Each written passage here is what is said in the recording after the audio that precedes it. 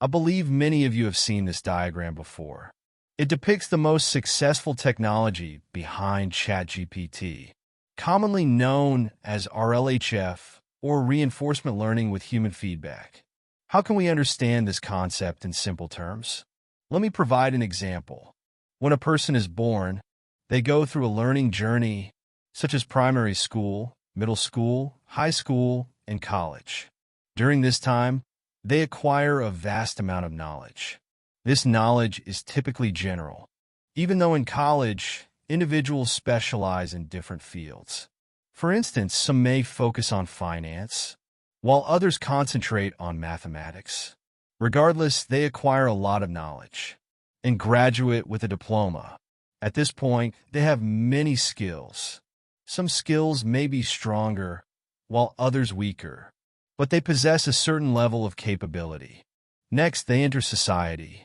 This phase can be likened to an AI system that learns from vast amounts of data to form an intelligent AI brain. This AI brain can be viewed as a pre-trained model. The process of learning from data is akin to pre-training. Returning to the previous analogy, suppose this person, Lucas, majored in marketing and gets a job selling insurance.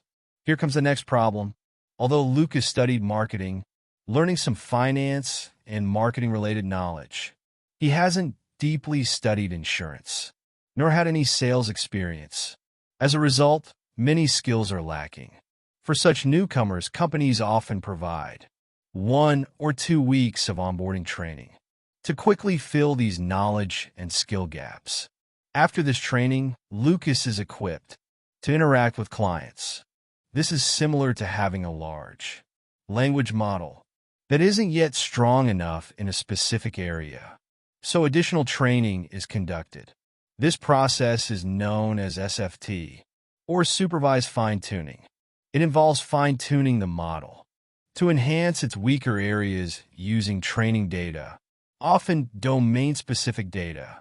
Through this process, we obtain a model that has undergone SFT. Returning to the analogy, Lucas, after the training, is now ready to sell insurance to customers. However, since he's new, he is bound to make mistakes, such as using improper scripts, poor techniques, or saying things he shouldn't. To improve his skills and practice, the company assigns him a mentor. Over 2 to 3 weeks, Lucas frequently interacts with the mentor, receiving feedback after every client interaction. If he does well, he continues in that direction. If not, he improves. The key here is feedback. Under the mentorship system, the mentor provides regular feedback, helping Lucas improve through repetition and refinement. Eventually, Lucas becomes a qualified salesperson, capable of handling tasks independently. In this analogy, this process corresponds to model alignment, where feedback data is used to train the model to become more reliable. For the AI model, feedback data helps it continuously learn, aligning it with human expectations. So where does feedback data come from? In the analogy, the feedback comes from the mentor. Similarly, in AI training, we could rely on experts to evaluate and rate model responses. However, this approach is inefficient, as finding experts to provide constant feedback is costly and time-consuming. Instead, we can use a virtual mentor by training a model on large amounts of data to understand what constitutes a good or bad response. This virtual mentor serves as a reward model, providing feedback during training. The logic is as follows. The AI generates a response. The reward model evaluates the response, providing feedback to the AI. The AI adjusts based on this feedback. Through this iterative process, we eventually obtain a reliable large model. To summarize the workflow, train the model with vast amounts of data pre-training. Fine-tune the model using SFT to enhance specific capabilities.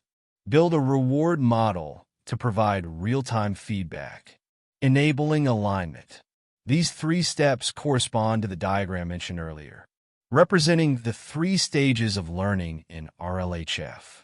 In RLHF, alignment is achieved through PPO, proximal policy optimization, a reinforcement learning method. PPO relies heavily on the reward model, making its training challenging.